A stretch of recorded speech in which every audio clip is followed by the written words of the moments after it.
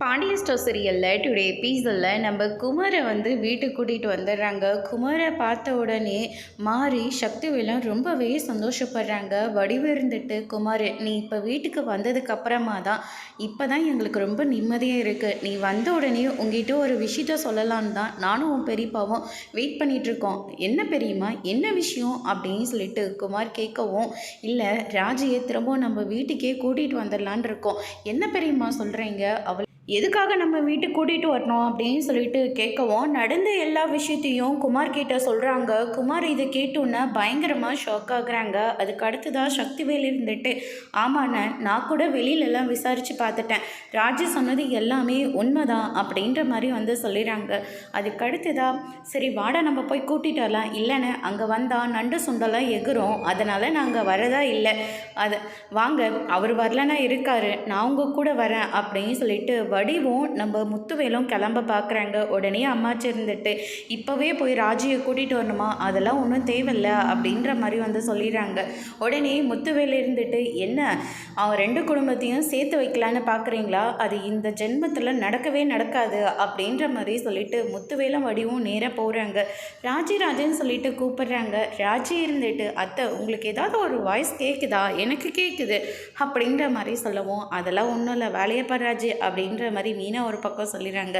மயில இருந்துட்டு எட்டி பார்க்குறாங்க. அங்கே முத்துவேலும் நம்ம வடிவும் இருக்காங்க. அதை பார்த்த உடனே, ஏ ராஜி உன் அம்மாவும் அப்பாவும் வாசலில் நின்றுட்டுருக்காங்க, உன்னை தான் கூப்பிட்றாங்க, வா போகலான்னு சொல்லிட்டு போகிறாங்க. நீ இனிமேல் இங்கே யாரும் இல்லாத மாதிரி அடுத்தவங்க வீட்டில் இருந்து கஷ்டப்பட தேவையில்லை, நீ நம்ம வீட்டுக்கே போகலாம் வா அப்படின்ற மாதிரி சொல்லிடுறாங்க.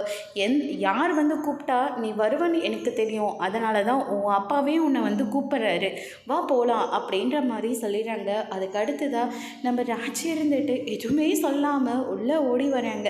கதிர்கிட்ட போயிட்டு, என் அப்பாவும் என் அம்மா என்னை கூப்பிட்றாங்க, நான் போகட்டுமா அப்படின்ற மாதிரி கேட்கவும், கதிர் போகாத ராஜி, நீ எனக்கு வேணும் அப்படின்ற மாதிரி உள்ளுக்குள்ளே பேசினாலும் வெளியே உன் அப்பா அம்மா தானே கூப்பிட்றாங்க, உங்கள் வீட்டுக்கு தானே கூப்பிட்றாங்க, கிளம்பி போகிறதா இருந்தால் போ, அது உன்னுடைய விருப்பம் அப்படின்ற மாதிரி சொல்கிறாங்க. ராஜி இதை கேட்டோன்னு பயங்கரமாக ஷாக் ஆகுறாங்க. வடிவு இருந்துட்டு மறுபடியும் ராஜின்னு சொல்லிட்டு கூப்பிட்றாங்க. அதுக்கு அடுத்ததாக ராஜி போகிறாங்க.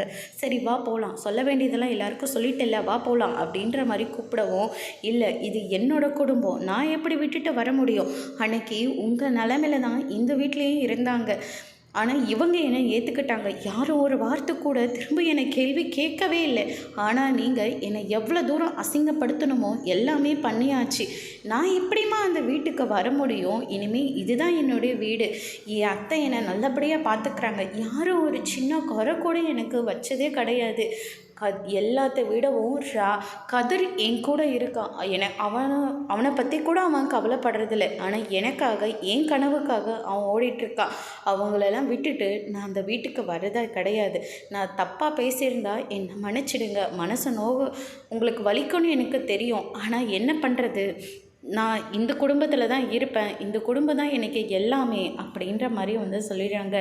இதை கேட்டோன்னு முத்துவேலும் நம்ம வடிவும் பயங்கரமாக ஷாக் ஆகுறாங்க. அதுக்கு அடுத்து தான் அரசிக்கும் எனக்கும் நடந்தது ஒரு விதத்தில் ஒத்து போகும், ஆனால் அதுக்கு பின்னாடி கதையே வேறு. அரசி தன்னை தானே கழுத்தில் தாலியை கட்டிட்டு அந்த வீட்டுக்கு வந்தா, ஆனால் நான் அப்படி இல்லை, கதிர் என் கழுத்தில் தாலி கட்டியிருக்கான், அந்த மாதிரி ஒரு நிலமையில் நான் எப்படி வர முடியும், நான்லாம் வரல, கதிர் தான் என்னுடைய புருஷன் அப்படின்ற மாதிரி சொல்லிடுறாங்க.